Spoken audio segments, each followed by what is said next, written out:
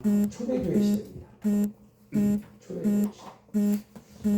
이 역사를 우리가 아느냐 모르느냐에 따라서 이 성경 전체의 이해도가 엄청난 차이가 있어요. 그래서 이 역사를 먼저 개관할 줄 알아야 지금이 어느 시대에 우리가 살고 있구나 이거를 알 수가 있어요. 전부 역사는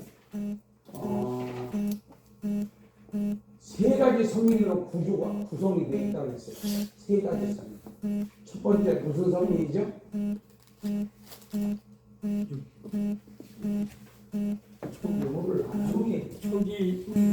초기 성민. 창세기 1장 1절부터 10장 36절까지. 두 번째는 육적 성민. 육적 성민. 여기 창세기 11장부터 요한복음까지. 세 번째는 영적 성민은 사도행전 1장부터 요한계시록 22장까지. 이렇게 세 가지 구조로 구성이 되는데 이게 이제 하나님의 구속의 역사를 이해하는데 결정적인 역할을 해요. 그 성경을 단편적으로 볼 거냐 아니면 전체를 볼 거냐 여기에 따라서 우리가 해석하는 해석의 방향이 달라질 수 있기 때문에 먼저 성경 66권은 세 가지 성민으로 구성이 되어 있구나 이렇게 이해를 하고 우리가 무슨 어떤 장면을 만났을 때 이건 지금 초기 성민이냐 육적 성민이냐 영적 성민이냐에 따라서 해석이 달라지는. 근데 이것을 이런 어떤 개념이 없는 상태에서 그냥 우리가 해석을 해버리면은 단순 단편적인 해석에서 머무를 수준이 없는 겁니다.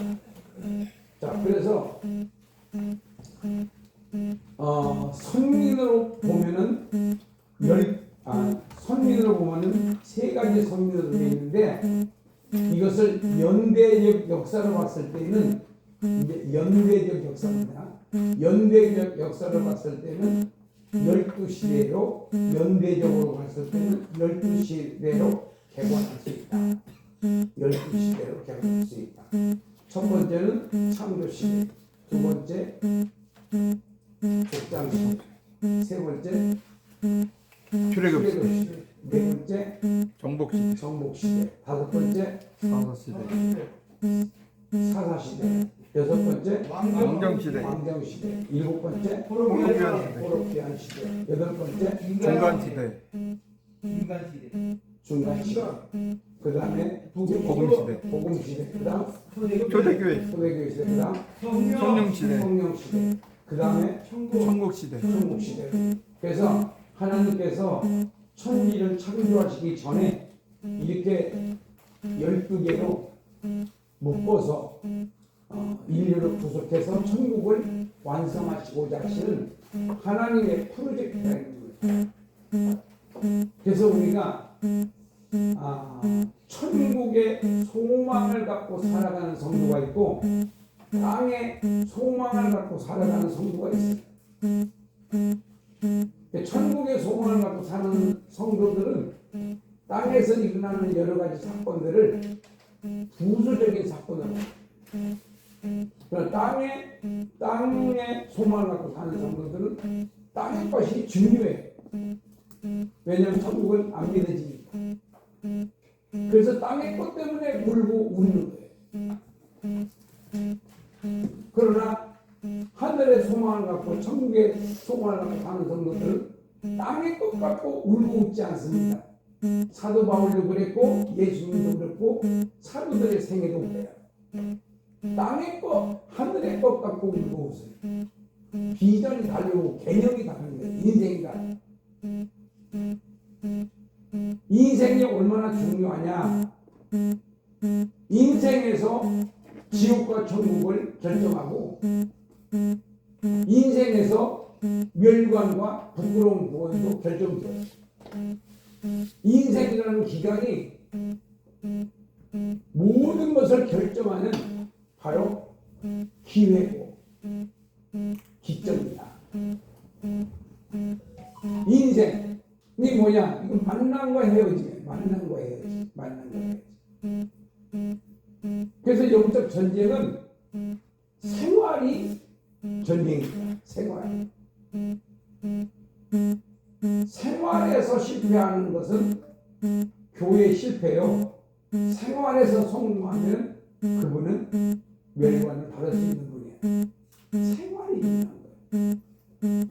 아무리 예배를 잘 드린다고 해도 생활에서 실패하면 그 사람은 가식적인 신앙생활이에요. 생활. 생활에서 항상 기뻐하고 심하고 기도하고 범사에 감사하는 생활을 하느냐 못하느냐 여기에 따라서 영생은 영생의 정도가 영생에서의 영광의 정도가 달라진다.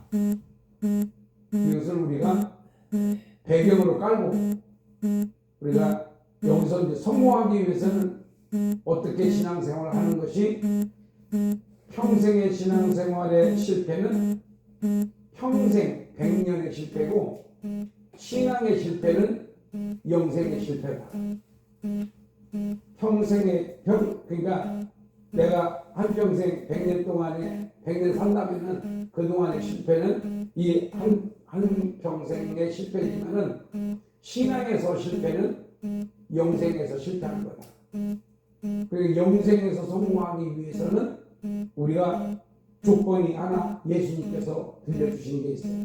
그러니까 우리가 지금까지 실패하는 이유가 뭐냐? 오늘 그것을 말씀드릴 거예요. 성경 한번 찾아보시기 바랍니다. 누가복음 24장 49장. 누가복음 24장 49절. 먼저 찾아보니 크게 양분이있어요. 볼지어다 내가 내 아버지께서 약속하신 것을 너희에게 보내니 너희는 위로부터 능력으로 입혀질 때까지 이 성에 머물라 하시니라. 그 다음에 사도행전 1장 4절 한번 보세요. 1장 4절.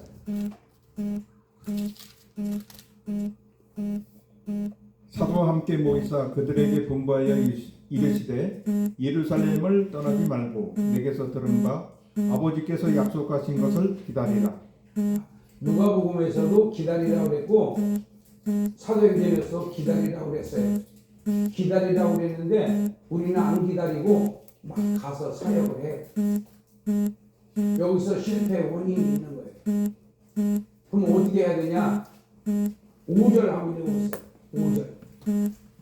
요한은 물로 세례를 베풀었으나 너희는 면달이 못되어 성령으로 세례를 받으리라 하셨느니라.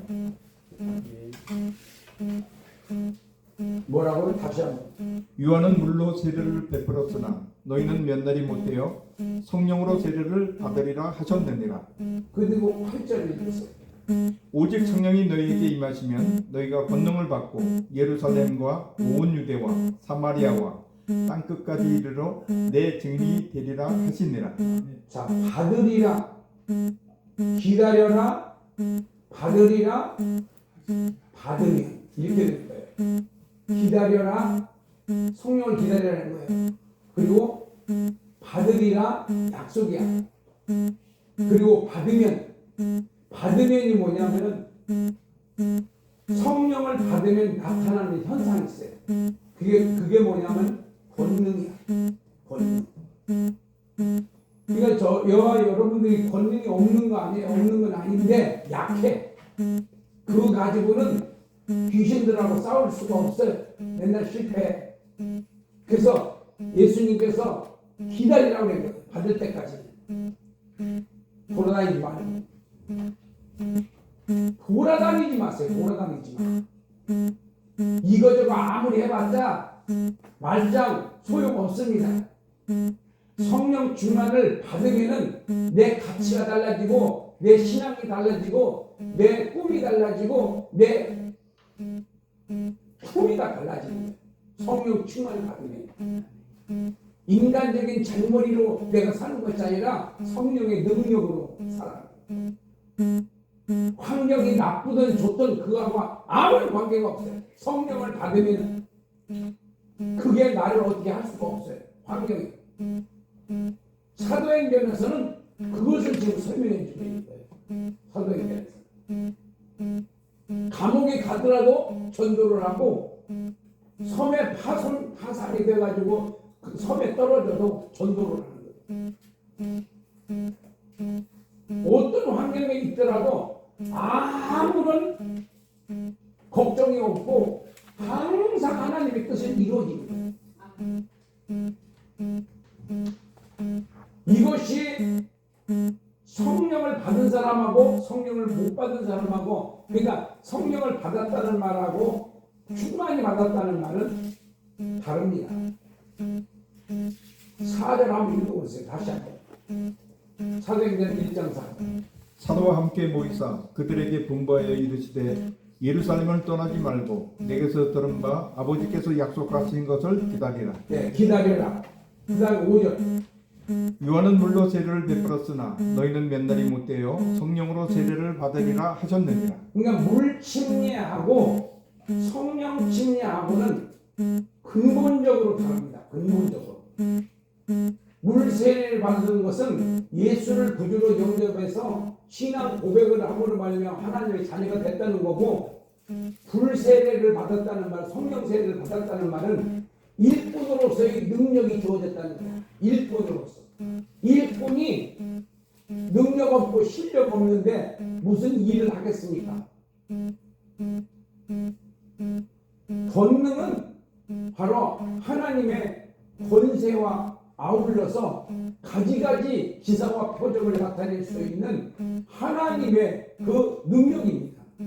권능. 그 권능을 받아야 돼요. 권능. 이 권능이 바로 성령충. 그래서 내가 왜 실패하냐? 권능을 못 받아서 내 마음대로 안 돼요. 나는 이렇게 살고 싶은데 저렇게 살아. 왜? 영역이 없으니까. 영역이 없으니까. 난 자꾸만 육신의 것 때문에 삐치고, 육신의 것 때문에 슬퍼하고, 육신의 것 때문에 바로 상처받고, 육신의 것 때문에 그래요. 영적인 하나님의 것 때문에 하늘나라에서 내가 상을 못 받을까봐 그 슬퍼하고 그러는 게 아니야. 하늘나라에서 상을 못 받는 것을 슬퍼해야 되는 거야. 영적인 사람. 그거는 관심 없고 육신적인 거, 무엇을 먹을까, 무엇을 입을까, 뭐 누구한테 인정받냐 못 받냐 이런 거 다 쓰잘데기 없는 거가 쓰레기 같은 거 때문에 상처받는 거예요. 이게 뭐야? 신앙에 어려서 그런 거예요. 신앙에 어려서. 성령의 권능을 못 받았기 때문에 그런 현상이 나타나는 거예요. 히브리서 5장 한번 찾아보세요. 히브리서 5장 12절. 단단한 음식이라고 하는 말씀이 있는데 5장 12절 맞는지 확인해 보시죠. 때가 오래되었으므로 너희가 마땅히 선생이 되었을 터인데 너희가 다시 하나님의 말씀의 초보에 대하여 누구에게서 가르침을 받아야 할 처지이니 단단한 음식은 못 먹고 젖이나 먹어야 할 자가 되었도다. 이는 젖을 먹는 자마다 어린 아이니 의의 말씀을 경험하지 못한 자요 단단한 음식은 장성한 자의 것이니 그들은 지각을 사용함으로 연단을 받아 선악을 분별하는 자들입니다. 단단한 음식과 연단을 설명할게요. 단단한 음식과 연단. 젖이나 먹고 이것은 다른 사람이 나를 인정해 주기 바라고 비교 맞춰주기 원하고 이런 게 젖이야. 젖. 아, 잘하십니다. 멋있습니다. 막 그래서 이 사람 저 사람한테 막 인정만 그건 젖 먹는 거예요. 그 신경 안 써도 돼요. 그런데 단단한 음식이 뭐냐?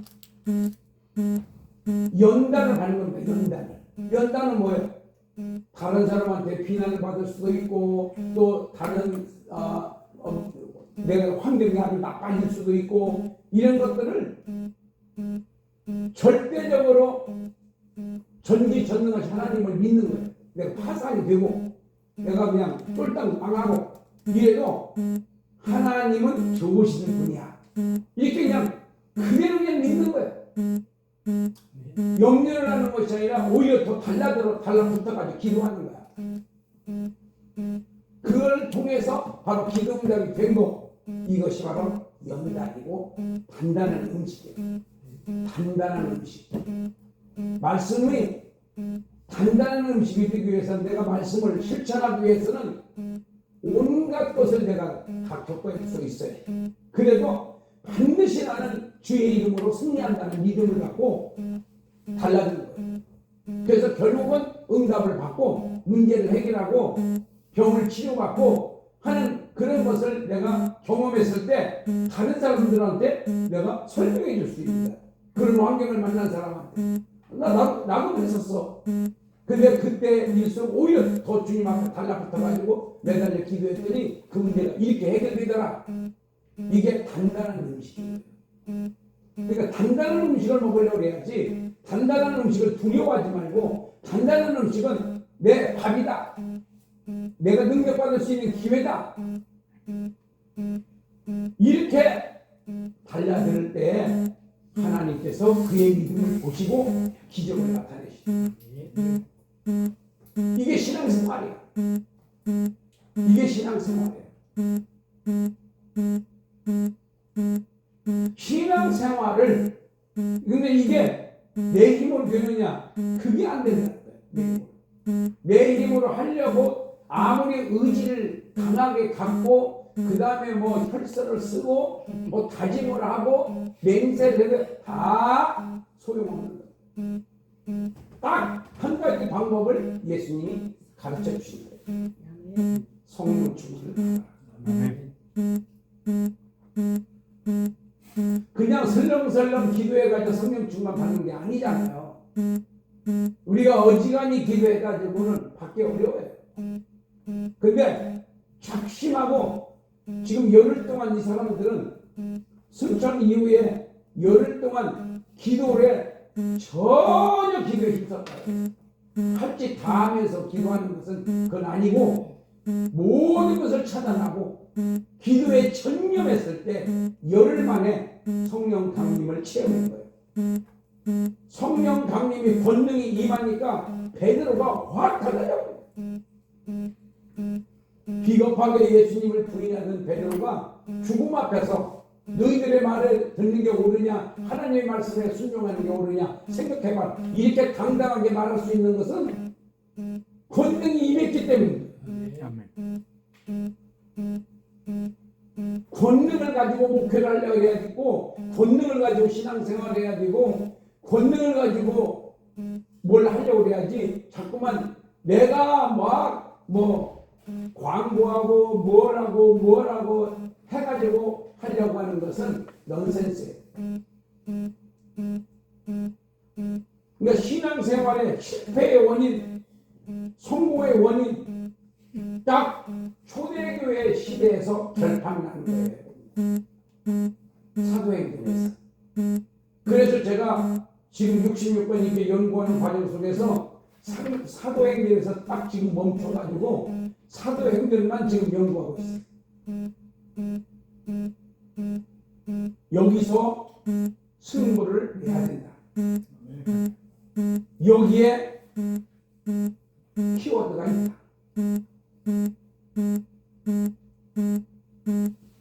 다른 데서 백날 찾아봤자 소용없다. 아무리 돌아다녀봤자 소용없다. 예수님의 말씀이 바로 열쇠다. 신앙생활, 목회, 선교 모든 것은 성령 충만을 받았느냐 못 받았느냐에 따라서 승패가 달라진다. 이 부분에 대해서는 저는 확실히 정리를 했습니다. 이 부분에 대해서 35년째 연구하는 과정 속에서 바로 이 지금 시대는 성령의 시대이기 때문에 성령을 도외시하고는 절대로 성공할 수 없다. 신앙생활에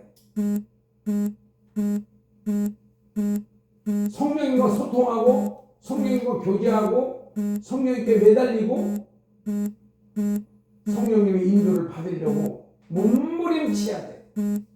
여기서 모든 결정이 지어진다. 이 세계 교회사 쪽에서 성령을 거스리는 교회와 성령이 충만한 교회는 질적으로 다릅니다. 지식이 아닙니다. 지금은 성령 시대는 지식이 믿어지는 게 중요한 것이지 지식을 갖는 게 중요한 게 아니야. 믿어지는 게 능력이지 아는 게 능력이 아니다. 모르는 것보다 아는 게 낫죠. 하지만 그거는 사람을 교만하게 할 뿐이다. 믿어졌을 때 내가 변화가 일어나고 믿어졌을 때 능력이 나타나고 믿어졌을 때에 내가 사람이 달라지고 가치가 달라져. 믿음이 있느냐 없느냐에 따라서 믿음이 없는 것도 다 행동으로 나타나고 믿음이 있는 것도 다 행동으로 나타나요. 여러분들의 행동 하나하나가 여러분들 생활 하나하나가 다 믿음을 말하고 있는 거예요. 자기가 자기 믿음을 생활에서 설명하고 있는 거예요. 말 필요 없어요. 열매로 그를 알지니라 행동으로 그를 알지니라. 그래서 우리가 믿음이 없이는 하나님을 기쁘시게 할 수 없는 거예요. 그래서 믿음이 없이는 하나님을 기쁘시게 할 수 없어요.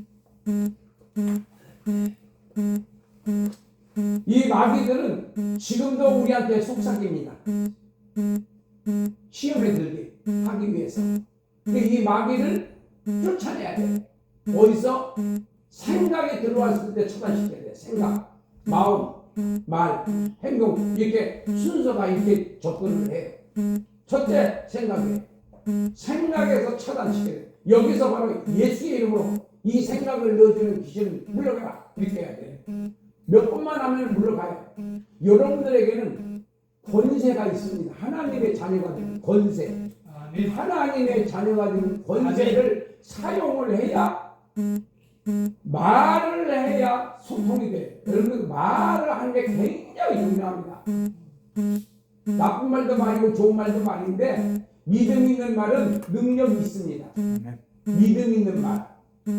그래서 입으로 시인을 하는 게 그게 바로 능력이에요. 시인을. 부정적인 말을 하지 말라. 전혀 할 필요가 없어요. 전혀. 할 수 있다. 한번 된다. 해보자. 이게 원론적인 믿음의 표시예요.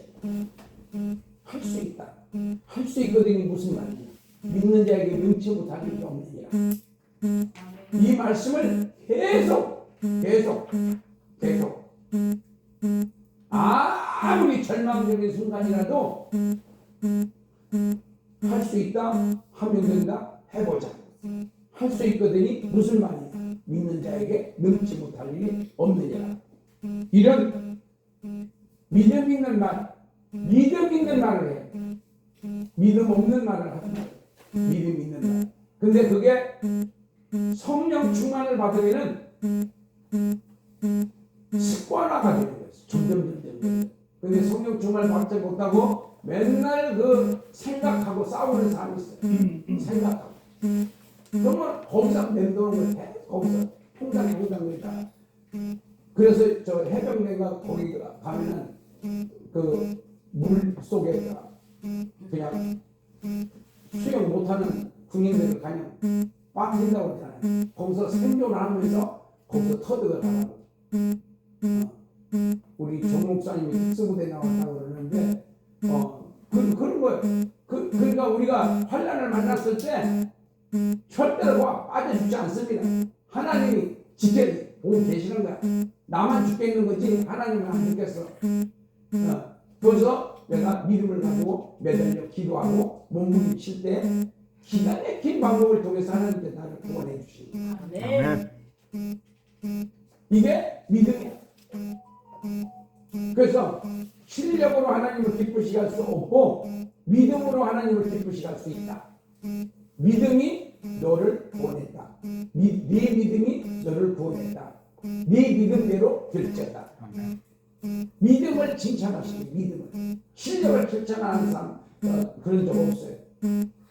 믿음. 그래서 이 믿음이 어디서 오느냐? 믿음은 하나님의 은사예요. 내가 믿고 싶어서 믿어지는 거 아니에요.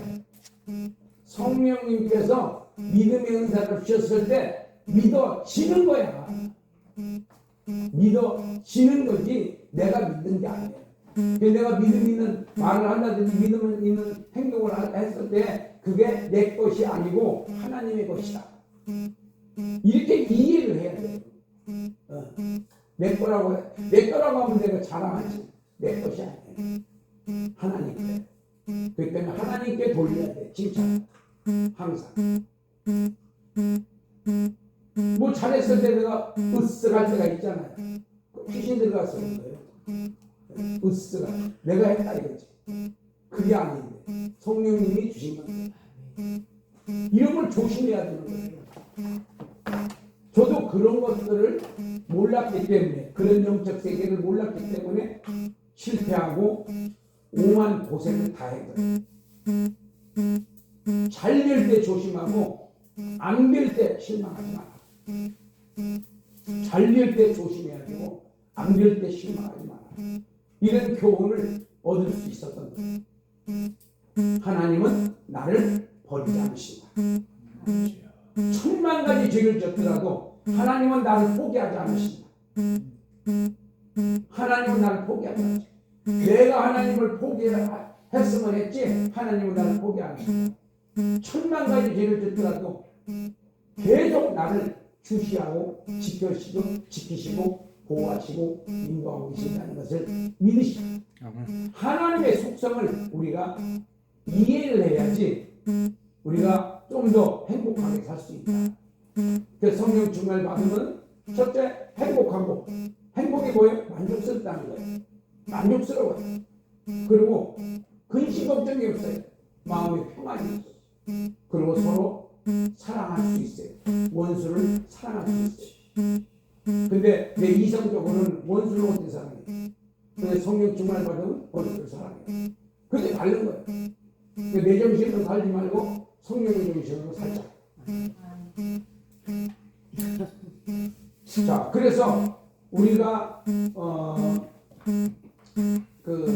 이 초대교회 시대, 이 초대교회 시대가 모든 12가지 시대 중에서 승패를 갈라놓는 시대에 결정적이고 핵심적인 열쇠를 제시하는 게 바로 사도행전 1장입니다. 사도행전 1장이 앞으로 어떻게 될 거냐에 대한 바로 키예요. 열쇠 1장. 이게 예수님의 약속이에요. 그래서 지금 우리는 뭐 하려고 노력해야 되냐? 성령 충만 받으려고 몸부림쳐요. 근데 왜 아멘이 안 나올까? 아멘. 이게 아직도 공감이 안 간다는 뜻이거든요. 네. 인간합니다. 이 정도 얘기하는데도 못 알아듣는 그 신령은 골치 아픈 거예요. 고생 자기가 사서 하거든요. 그거를 뭐 이렇게까지 강조를 하고 성경을 이렇게 자랑함에도 불구하고 이게 공감이 안 간다. 그 고집통을 누가 꺾어? 예수님도 못 꺾어요. 여러분 성령 앞에서는 우리는 무조건 아멘이에요. 아멘. 그 고집 피워봤자 지만 손해야. 뭐 하나님 손해가 아무것도 없어. 지만 손해지. 예. 자존심 이런 거 다 쓰레기라고 했잖아요. 영적 쓰레기. 쓰레기를 짊어지고 다녀봤자 자기만 고달프지 하나님은 고달픈 거 없어요. 자기만 고달픈 거예요. 쓰레기 짊어지고 한 걸음 한 걸음 힘들게 가시지 말고 쓰레기를 내려놓고 십자가가 뭐예요? 희생이에요. 희생을 내 삶의 목적으로 갖고서나 살아야지 내가 연단해서 이길 수 있지. 십자가를 내팽개치고 쉬운 것만 찾아서 하려고 이렇게 하는 분들은 100% 실패합니다. 신앙생활. 십자가를 짊어질 생각을 해야지 십자가를 벗어놓을 생각을 하면 그건 신앙생활에서 실패한다. 십자가가 나의 생명이고 십자가가 나의 오직 비전이고 꿈이다.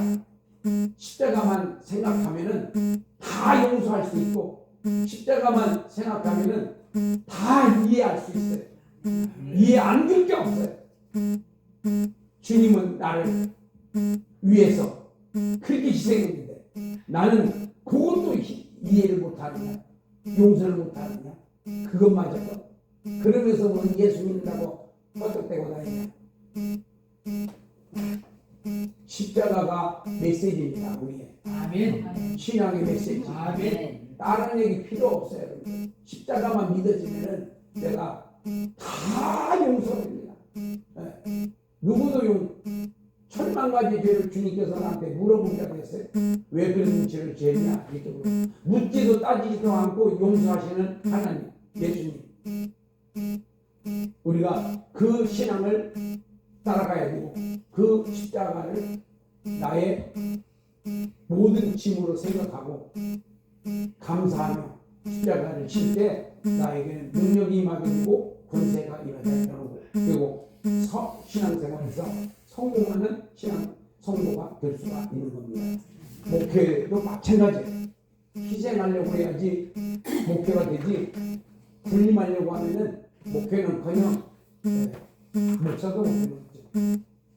자, 그 다음에 여기는 이제 본문이 사도행전 1장 1절부터 28장까지예요. 지금 12시까지 하겠습니다. 그 다음에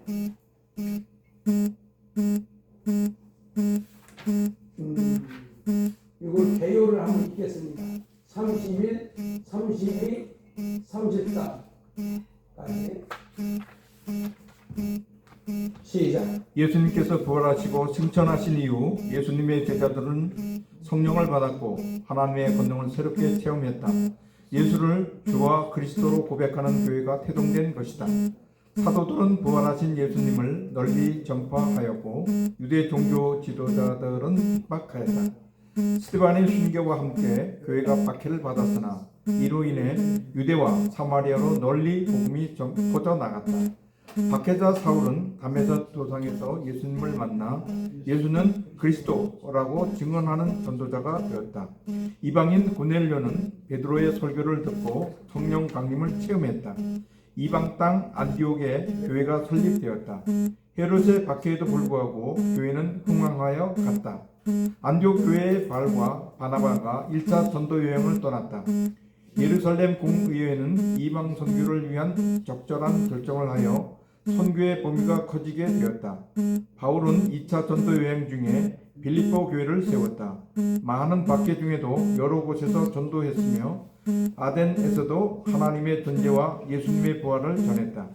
고린도와 에베소 등에서 전도하고 안디옥으로 돌아왔다. 에베소로 3차 전도 여행을 간 바울은 선교 활동에 비방을 받자 두란노 서원을 세워 2년 동안 강론을 했다.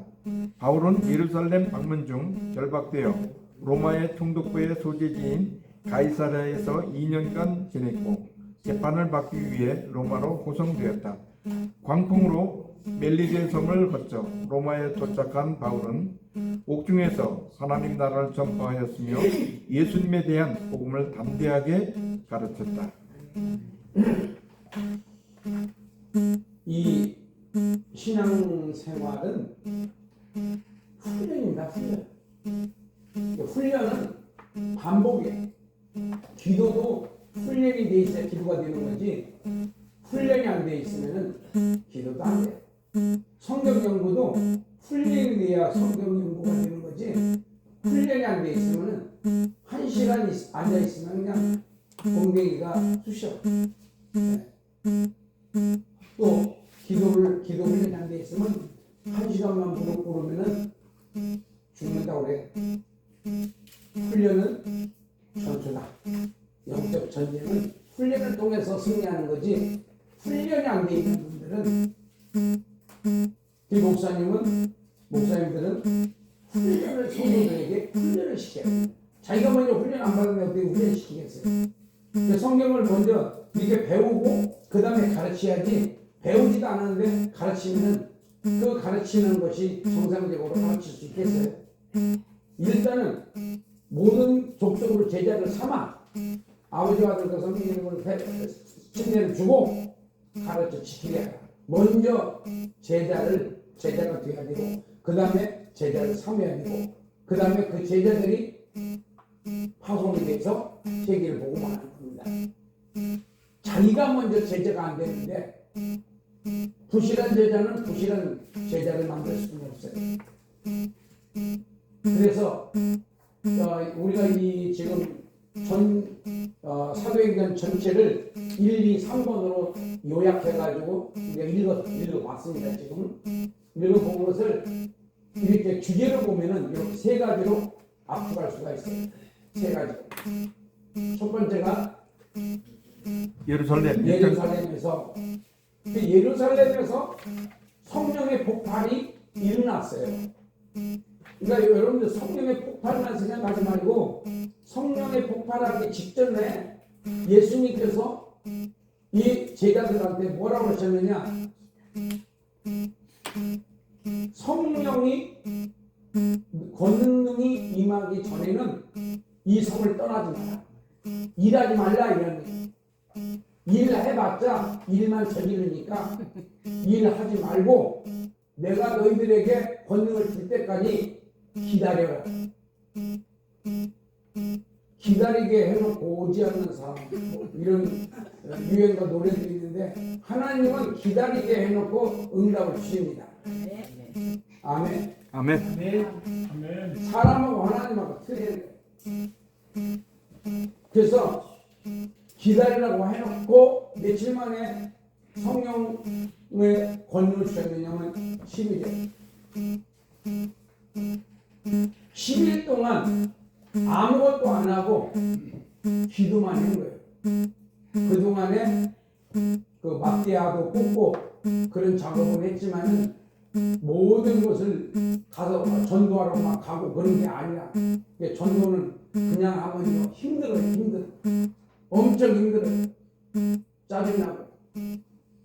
근데 성령 충만을 받고 전도를 하면은 두렵지가 않아요.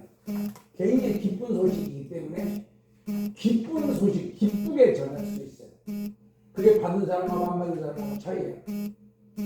그래서 먼저 교회는 성령 운동을 먼저 해야 돼요. 성령 운동. 내 자신부터 성령 충만을 내가 먼저 받고 누구에게 얘기를 해야 돼. 내가 그래서 토요일 날 그 성령 운동 하다가 내가 충만히 못 받은 상태에서 무슨 운동을 하냐. 그래서 중단하고 그 다음에 내가 기도 받을 때까지는 내가 먼저 기도하고 내가 먼저 받는 게 중요하다. 그래서 내가 받기 위해서 기도하고 있는 중이에요. 그래서 내가 먼저 충만을 받아야 다른 사람에게 영향을 끼칠 수가 있는 거지, 나도 못 받은 주제에 뭘 같이 합쳐서 기도하면 될지 않냐. 아니에요. 내가 먼저 받아야 돼. 그러면 그 사람들이 굉장히 쉽게 받을 수 있지만, 내가 못 받으면 지쳐. 다들 다 지쳐 하다가 한번 지치면 다시 안 보여 이제. 그래서 내가 먼저 좀 늦더라도 내가 먼저 성령 충만 받아가지고 그리고 모이면은 역사가 일어나는 거예요. 지금 점진적으로 이 사도행전을 보면은 1장부터 2장까지 1장부터 7장까지 예루살렘에서요. 8장부터 유다, 사마리아, 그 다음에 안디옥, 13장에 가서 안디옥, 그 다음에 13장부터는 소아시아, 터키, 지금으로 말하는 터키. 그 다음에 이제 16장부터 유럽으로 2차, 그리고 이제 3차를 거쳐서 로마로 가는 그런 패턴으로 이렇게 편집이 돼 있어요. 그 다음에 이런 연대로 왼쪽 가운데 여기 중간에는 연대 본문 사건 노마 이런 식으로 편집을 했습니다. 그 다음에 31번 개요만 한번 읽겠습니다. 시작. 오순절에 120 제자와 12명의 사도들에게 성령이 임하시어 3,000명이 회개했고 안전뱅이가 치유받은 후로 성령의 역사가 강하게 나타나 유대교 지도자들의 박해가 시작되었으나 교회는 더욱 흥왕하여졌으며 과부들의 구제 문제로 7지사를 임명하게 되었고 그중 한 명이 스데반이 최초로 순교를 당한다. 문제를 보지 마시고 문제를 밥으로 보셔야 돼요. 밥으로.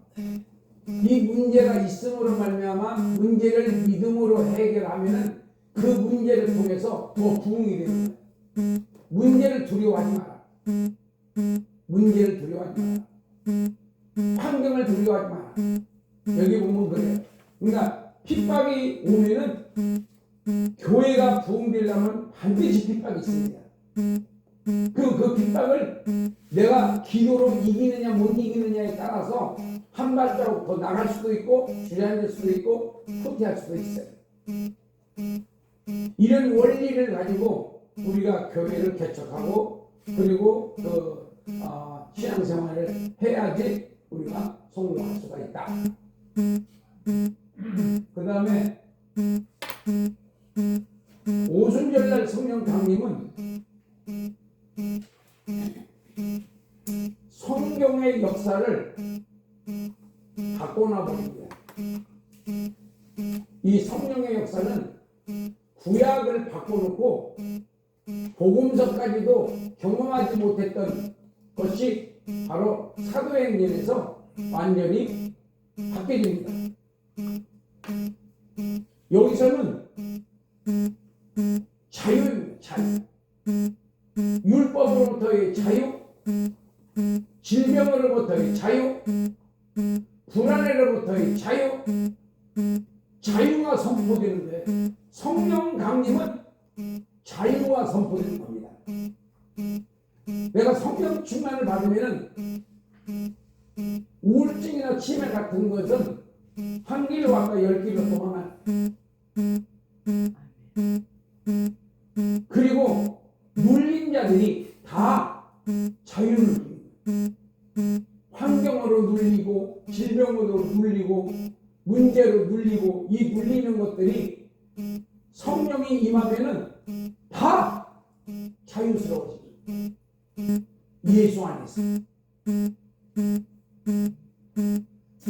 예수님이 믿어지는 것이 예수님의 말씀이 능력인데 예수님의 말씀이 언제 믿어지느냐? 성령이 임해야 믿어집니다. 성령 강림이 이루어지지 않으면 말씀이 안 믿어집니다. 말씀이 내가 믿으려고 해서 믿어지는 걸 착각하지 마세요. 성령이 임해야지 믿어집니다.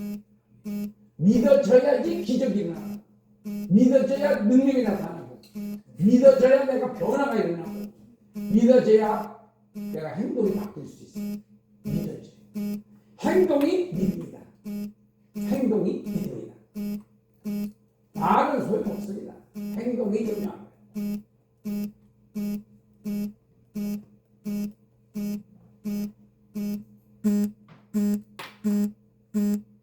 두 번째 AD 30부터 47년까지 개혁이 있었습니다.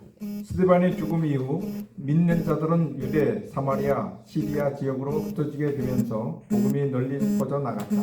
빌립 집사는 복음을 전했고 교회를 핍박하던 바울이 표심했으며 베드로의 순회 전도와 고넬료 가정의 복음화를 통해 이방인에게도 복음이 확산되기 시작하여 안디옥 교회가 세워지게 되었다. 그러니까 이 스데반 집사 사건은 바로 교회 성장의 초석이 되는 거고 지름길이 되는 거예요. 1907년 우리 일제 시대 때에 아무랬던 그때 성령운동이 일어났어요. 성령운동이 일어났어요. 지금도 마찬가지입니다. 우리가 성령운동이 일어나면은 성령운동만 일어나면은 대한민국은 바뀔 수 있어요. 아멘. 다 망했어도 다시 일어납니다. 성령운동이 일어나요.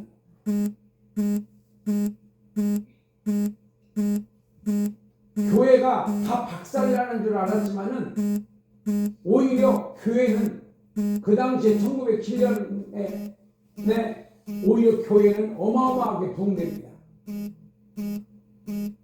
초대교회도 그랬고 우리 대한민국 한국교회도 그랬고 지금도 마찬가지예요. 지금 이란이 얼마나 핍박에 왔는지 모르는데 기독교 증가율이 이란이 지금 1등이래. 좀 다 박살나게 생겼는데 하나님의 역사를 우리는 측량할 수 없습니다.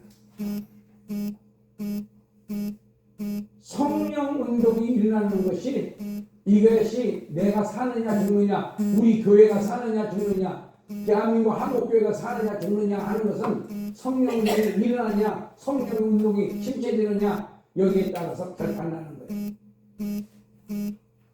저는 그 부분에 대해서는 확신을 갖습니다.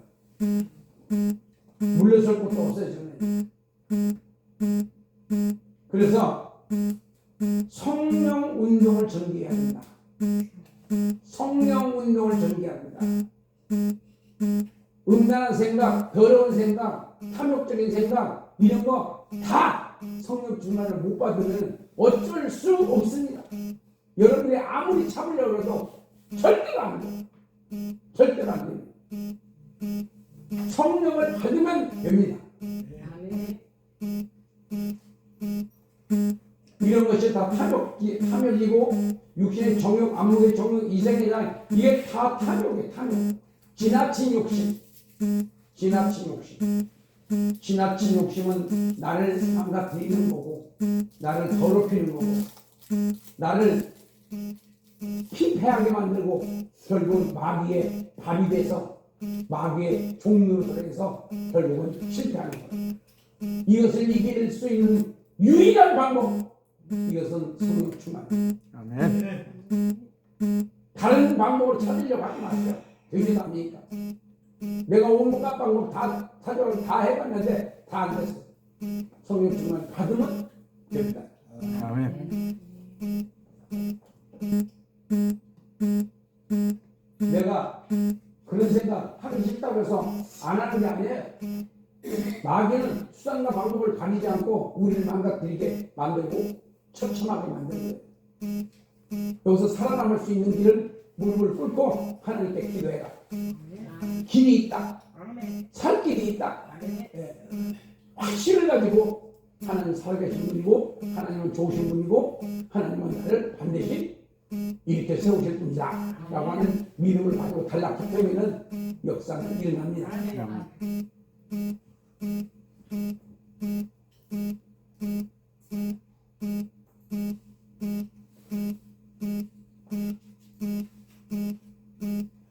세 번째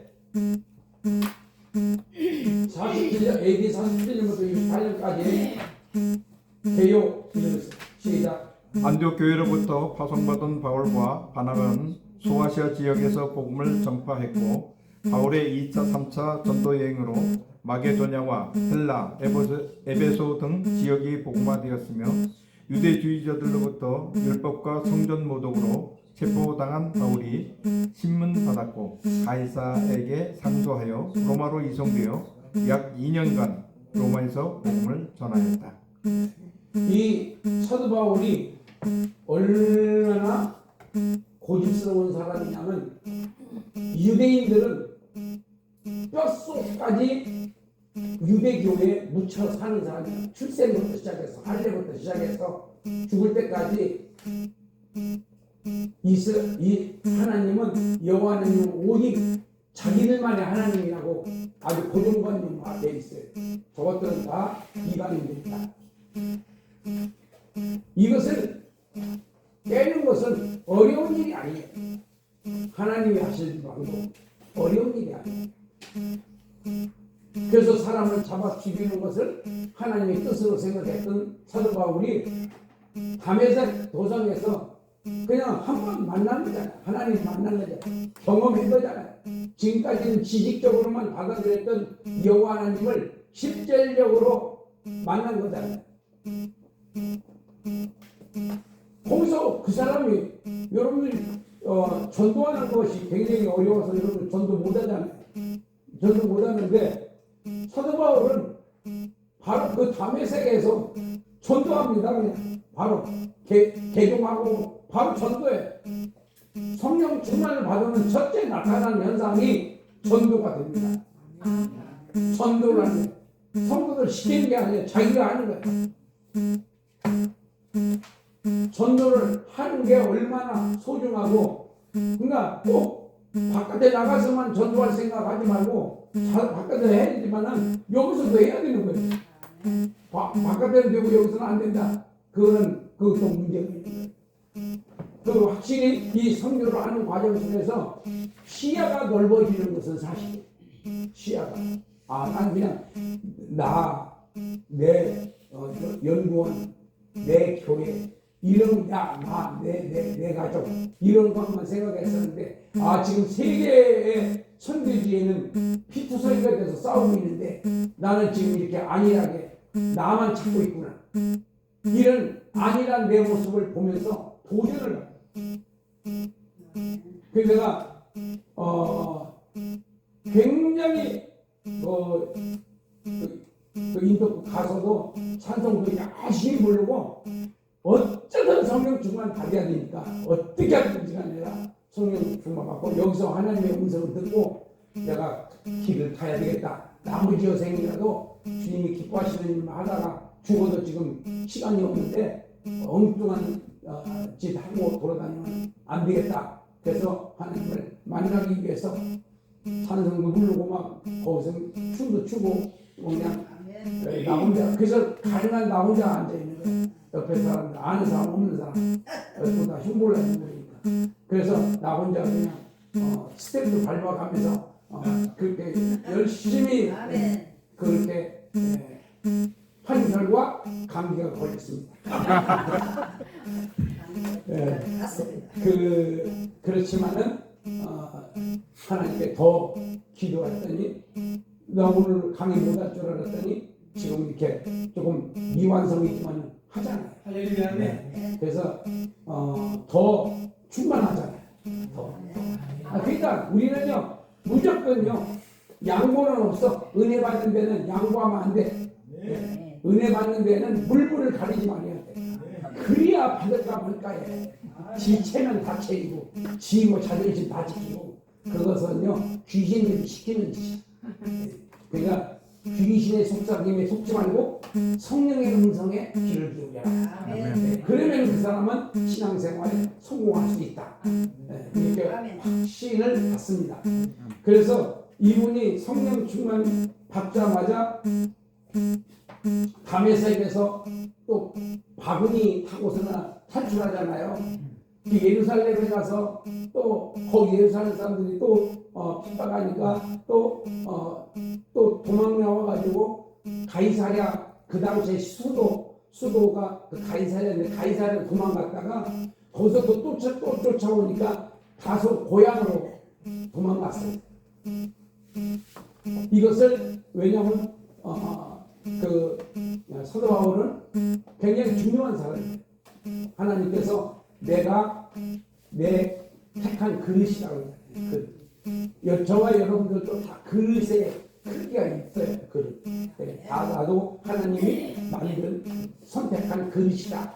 이렇게 믿음을 갖고 기다려야 되는데 잠만 자지 말고 기도하면서 말씀 공부하면서 기다려. 다른 거 하지 말고 말씀과 기도로 무장이 돼야 능력이 임할 때 역사가 일어나는 거야. 말씀도 준비하는 기도도 준비하는 능력이 임하면 명이 짧아. 명이 짧아. 몇 년 써먹다가 버림받았을 뿐이 없어. 왜? 말씀도 없고 기도 훈련도 없고 교만만 있어. 뭐 자기가 막 되니까 지가 뭐 했는 줄 알고 껍질대다가 그냥 주장되고 이런 귀신의 밥이 돼가지고. 네. 그런 사람들을 난 너무나 많이 봤어요. 그래서 무장하라. 말씀과 기도로 무장하고 그리고 난 다음에 성령을 받아야 사도들도 3년 6개월 동안 말씀 배웠고 그 다음에 성령 충만 받으니까 세계복음화에 기초떡이 된 거잖아요. 준비하지 않는 사람은요. 준비하지. 그 사기꾼으로 준비하면 안 돼. 이재민처럼. 그러니까 사기꾼이 아니라 진실하게, 정직하게, 성실하게 준비된 사람은 하나님의 뜻을 이룹니다. 그러나 준비되지 않은 사람은 시켜놓으면 사기나 나라를 망쳐놔버려. 문재인처럼. 그래서 그런 모든 것을 우리가 보면서 환경을 보면서 김정은이나 뭐 이런 사람들은 다 그냥 자기 마음대로 하잖아요. 무슨 정치, 그건 정치도 아니에요. 그래서 생활 가운데서 항상 말씀으로 준비하고 기도로 준비해라. 말씀과 기도로 무장이 된 상태에서 성령을 받으면 큰 일을 한다. 하나님이 그 사람을 크게 사용하시다. 라고 하는 믿음을 갖고 준비도 안 하고 크게 쓰임 받으려고 하면요. 마귀의 앞잡이가 준비되지 않고 크게 쓰임 받으려고 하는 분들이 있어요. 그런 분들은 빨리 고쳐보고 있어요. 먼저 준비부터 하세요. 준비부터. 뭘로 준비하라? 말씀과 기도. 말씀과 기도. 말씀 훈련, 기도 훈련. 말씀 훈련, 기도 훈련. 그래서 준비하고 있으면은 때가 되면은 주는 나를 사용하신다. 아멘. 준비하고 있으면은 때가 되면 때가 돼야 돼. 때. 그때가 어딘지 모르니까 계속 준비하고 기도하고 있으라. 너는 어떻게 준비만 하냐? 그렇게 말을 하든 말든 나는 주님이 사용하실 줄 믿습니다. 아멘. 그리고 말씀과 기도로 준비하고 있으면 딱 때가 되면은요, 내가 어떻게 시켜달라고 안 해도 하나님 일을 만들어서 역사를 일으킵니다. 바로 하나님은 손해보는 질 안에 훈련시켜놓고 안 쓰시는 분이 없어요. 훈련시켰으면 반드시 쓰신다. 훈련 받을 때 똑바로 받아라. 훈련 받을 때 이상하게 훈련 받지 말고 그러면은 안 쓰실 수도 있는 거니까. 그 다음에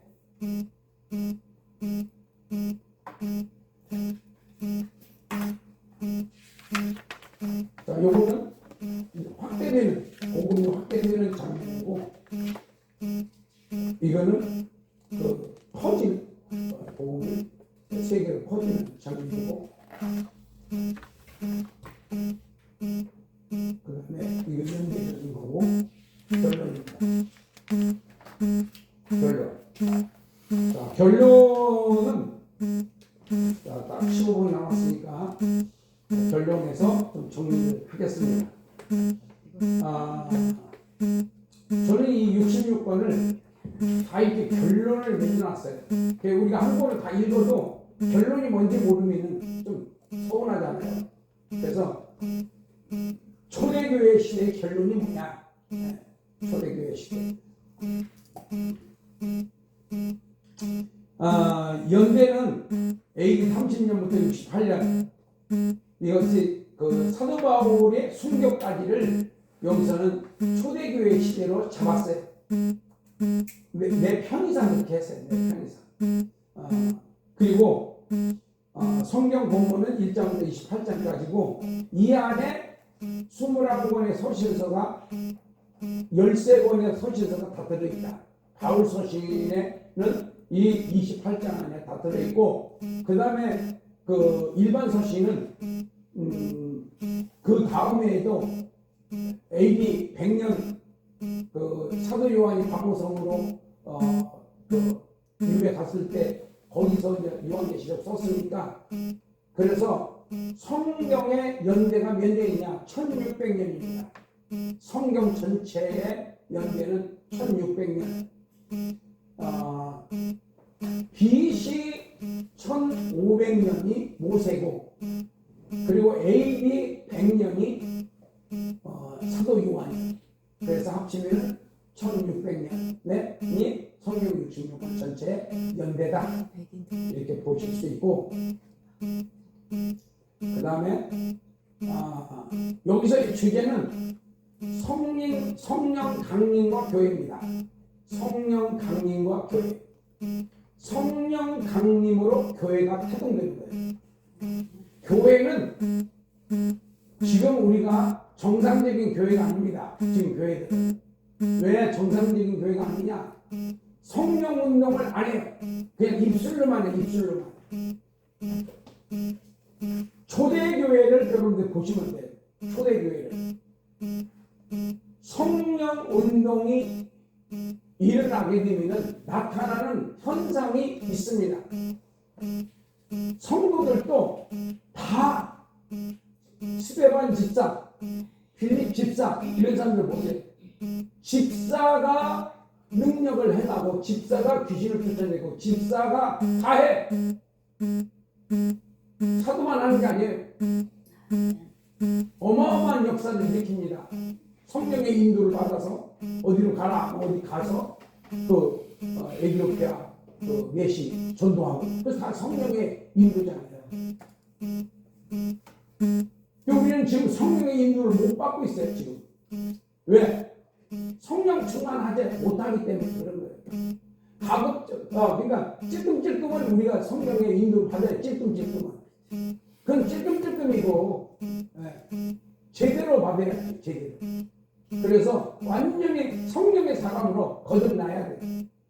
성령의 사람으로 거듭나야 돼. 성령의 사람이 뭐냐? 절대적으로 성령의 인도를 받는 거야. 가라면 가고 오라면 오고 하지 말라면 안 하고 하라면 안 하고 성령이 하지 말라고 그러는데 하잖아요. 성령이 하라고 그러는데도 못 하잖아요. 헌금해라 못해. 왜? 돈 없어. 이런 식으로 성령의 인도를 거부해. 네, 육신적으로 이 손해 가니까. 그 성령의 사람이라고 벌써 다 그러니까 그것을 잘 구별을 해야 돼. 구별을.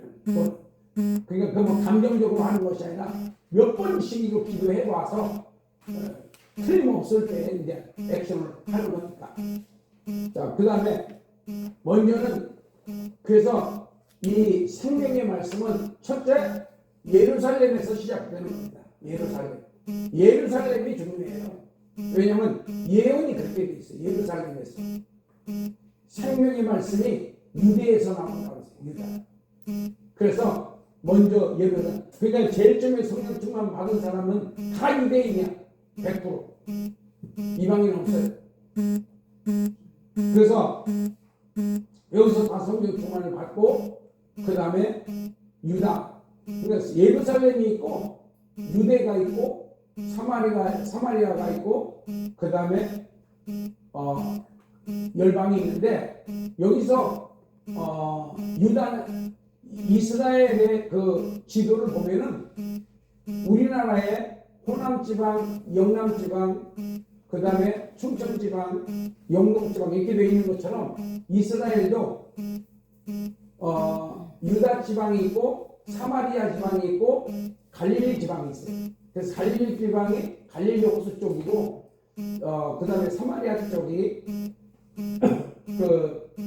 세겜 있는 데고 그 다음에 유다가 예루살렘을 중심으로 해서 저기 요파까지 그리고 사해바다까지 이게 다 유다 지방이에요.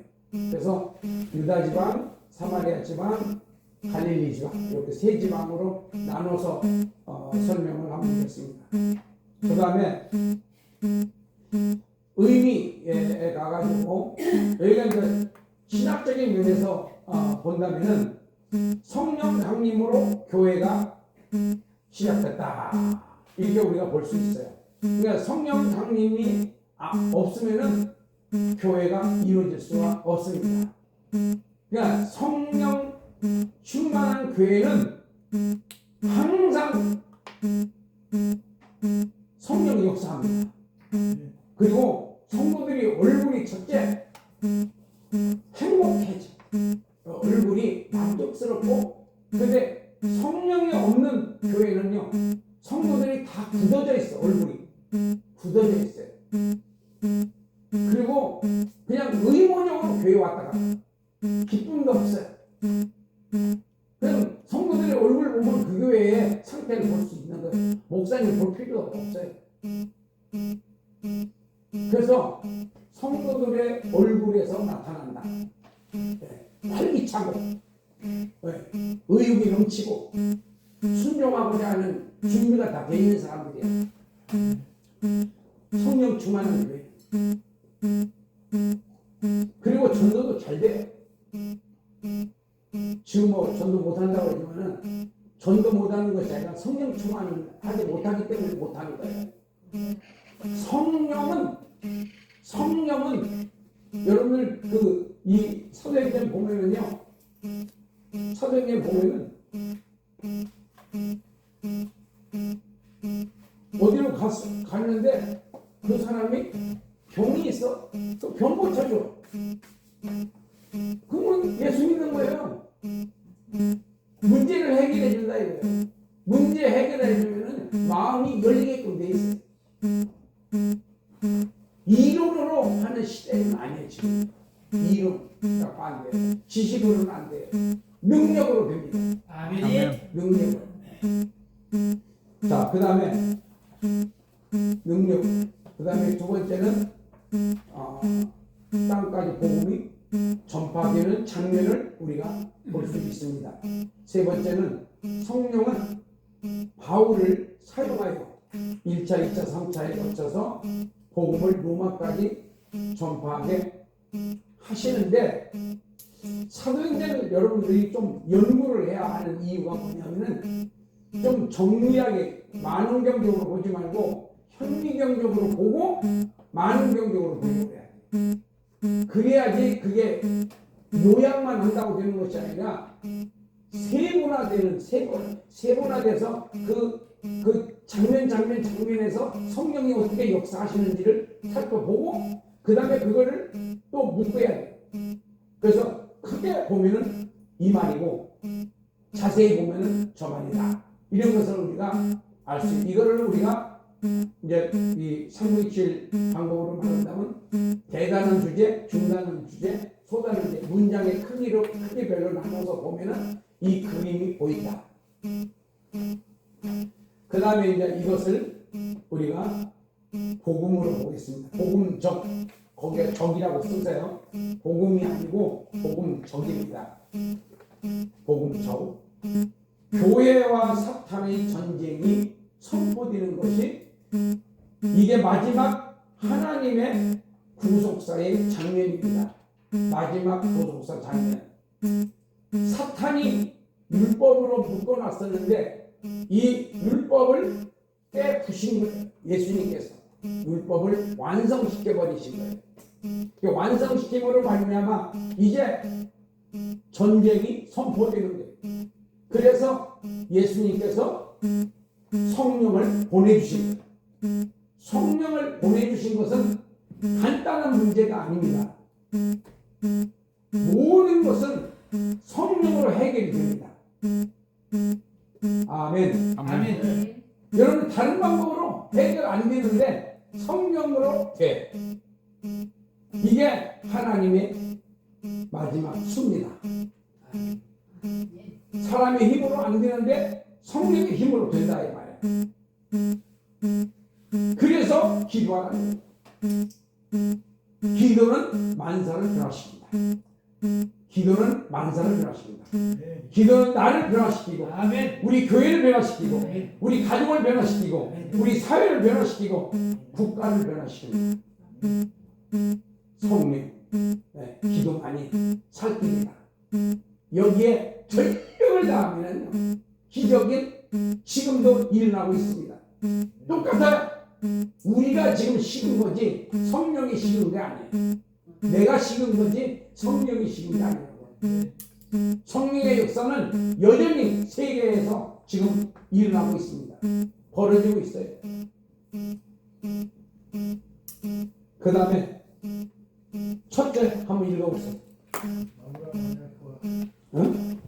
아브라함 언약과 가나안 땅 정복과 다윗의 통일 왕국 예수님의 새 언약과 성령 강림으로 세계 정복과 새 하늘과 새 땅의 천국. 영적 전쟁은 아니, 그러니까 여기서 아브라함 이게 이제 이스라엘의 역사입니다. 이스라엘의 역사는 아브라함으로부터 출발해요. 인류의 역사는 아담으로부터 출발하는 거고, 그 다음에 이스라엘 역사는 아브라함부터 출발해요. 그러니까 아브라함하고 아담하고 다른 거예요. 그러니까 여기서는 지금 아브라함 얘기하는 거예요. 여기서 새하늘과 새 땅까지. 그러니까 무슨 이스라엘이냐? 육적 이스라엘에서 영적 이스라엘로 어떻게 바뀌는지를 설명해 줘요. 두 번째는 영적 전쟁은 천국의 정한수를 채워나가는 것이다. 채우기 까집니다. 정원이 있어요. 천국에도 무한대가 아니야. 정원이 채워지면은 예수님은 재림하시는 거예요.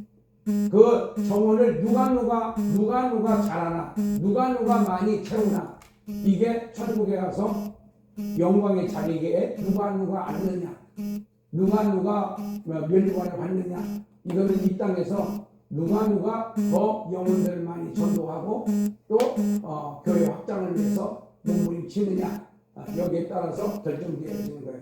내가 일 안 하면 천국 가서 가기는 가지만 부끄러운 구원이야. 그냥 영광스러운 구원이 아니야.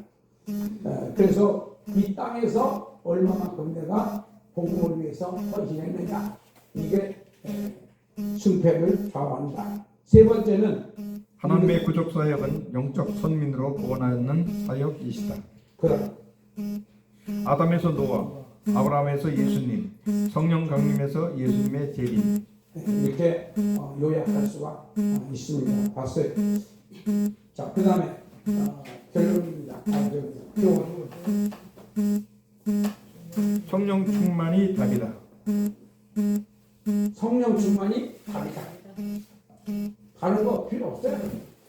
성령 충만이 답입니다. 첫째, 성령 충만을 받는 것은 주님의 명령이요 약속이다. 두 번째, 성령을 받아야 말씀에 순종할 수 있다. 세 번째, 성령을 받아야 영적 전쟁에서 이길 수 있다. 찬양, 기도, 전도, 선교, 변화, 칭찬 듣는 생활, 기쁘게 사는 것. 기도하겠습니다. 하나님 우리 아버지 고맙습니다. 끝까지 저를 책임져 주시니 감사합니다. 성령님께서 역사해 주셔서 감사합니다. 성령 충만을 받는 것이 답이라고 하는 이 결론에서 우리가 후퇴하지 않게 해 주시고 도전하게 해 주셔서 주님의 뜻을 이루는 도구로 쓰임 받다가 주님 만나게 해 주옵소서. 아멘. 예수님의 이름으로 기도합니다. 아멘. 할렐루야.